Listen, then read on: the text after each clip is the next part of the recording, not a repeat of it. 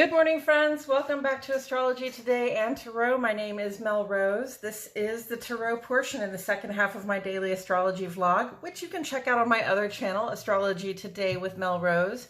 Over there, you'll find a description of the day's astrology as I spelled it out here. Here, I'll discuss the tarot card that sits on the side of the page, and then I'll play another card that, given the context of the day's astrology, may give us something more to think about. So let's get into it. The card that sits on the side of the page right now is the Four of Swords, and it's here because it represents the final 10 days, or the third decan of the sun's transit here in the land of Libra. Libra is an air sign, and swords and tarot relate to air element symbolism, and air element symbolism is very much about our thoughts, our plans, our communications, the information that we gather and share, the data that we sort of collate and process, okay? So it's all about that rational capacity to take in, sort of process and share information. And so we come to the Four of Swords, and this is meant to be a time of rest and respite, okay? If you put it in context, we just had the Three of Swords, which is sort of like a deep wounding. Somebody has used their information, their words, their thoughts, or their plans to sort of cut us to the core. And so it would be important after that to sort of retreat. It would be normal, in fact, to retreat and sort of, like I said yesterday, sort of crawl back under my rock so that I can mend my own wounds, attend to my own wounds, and sort of reassess my position, reassess what I can and can't do, what my powers and limitations are. There's something else that the Four of Swords is giving me too, though, and it's this period of sort of waiting. It's this period of sort of rest, or at least just going about things and taking it relatively easy while we wait for new information or data to come in, while we wait for the letter to come, or while we wait for, you know, the person to respond, or while we wait for the information to develop in such a way that we know what we can do next. So take this time to meditate, take this time to attend your wounds. And also, you know, if you've put out, say, you know, the application, or you've put a bunch of your own information or given a bunch of information to a situation so that you can hopefully hear good news back, you know, hopefully you're just going about your day-to-day life and getting on with it sort of in the easy way, sort of just taking care of yourself on a day-to-day basis, not thinking too much about the future until we understand what our capacities are going forward. So with all of that said, I'm going to go ahead and shuffle these cards because I forgot to, and while I'm doing it, I'll remind you, please, to click the subscribe button, like the video, click the notifications bell. I post here every day, and I wouldn't want you to miss a thing. Also, I do offer private tarot and astrological readings. You can reach me through my website, rosetarotandenergyservices.com, which link is in the description, friends. And thank you. Thank you for being here. I truly appreciate your presence. I'm going to say that again because I like to repeat myself.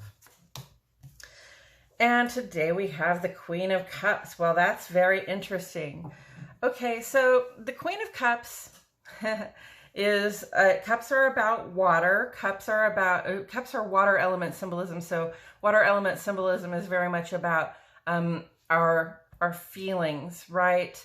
Our loving hearts, how it feels to be in our heart, in our mind, in our body, and what sort of intuitive stuff also comes up from our gut. This is all very water element stuff. And we have the Queen of Cups, and the Queen represents a level of mastery, like the highest level of mastery when it comes to using our emotions, using our intuitions, to sort of in a calm way, in a way that can sort of take on the biggest wave of emotion or intuition. Something that might be overwhelming to some, you know, may look big to the Queen of Cups, but then this person can also take in the intensity of that and sort of transmute it into more palatable emotional information for the people around them, so that you know, so that this person is providing nurture, to their people, to the people who rely on them as an emotional and intuitive resource.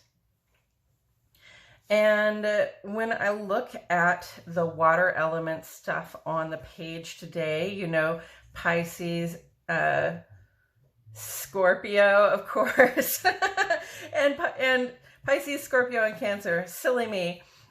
You know, it occurs to me that today the moon is trine to Neptune here in Pisces. Moon rules Cancer, so it's a very watery planet, and Neptune is a very watery planet too. It rules Pisces, so the moon in Leo here is adding some drive and some spark to our lives, giving us like you know, the will to act and to stay in motion. And in this trine vibe with Neptune and Pisces, it's like we're moved to act, to create something beautiful. We're moved by the art that we love, and we're moved by a desire to create art that we would love, or create art that other people would love, or just to create in general something beautiful that we can share with others. And that's a very sharing looking kind of person as well. Although they seem to be very sort of focused on the emotions and the intuitions of the situation. The sky is clear, the waves may lap at their feet, but in general, the emotional waters are somewhat calm. And this person has their, you know, their feet on the ground. They have their seat in the rational, grounded world, right? So this is what gives this person mastery. And this is a great time in your mastery of emotion and intuition, in your understanding of what it is that's coming up from the heart and from the gut, what your body is telling you.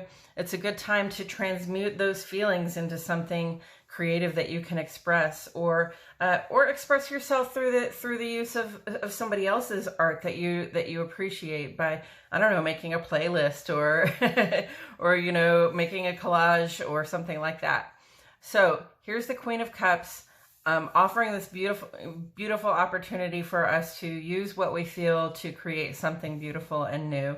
And taken in context with the Four of Swords, I would say that the Four of Swords is an excellent time to be doing the deep dive that the Queen of Cups does. Okay, the Four of Swords is an excellent time not to just be in our thoughts about things, not to just be in our reminiscence of the things that have happened, or in our consideration, our worry about the information that is that we await that is coming in, but also just to sit and be present with how it feels to be us, so that we can do the healing that we need to do in this situation, so that we can sort of replenish our relationship to ourselves, to others, to spirit, you know. And part of reassessing your, you know, what you can and can't do is going to have to do with like what you can and can't deal with emotionally, what you feel that you can or cannot deal with emotionally. So part of taking that rest, part of taking that opportunity to heal and to take it easy on yourself might actually involve creating something beautiful and new.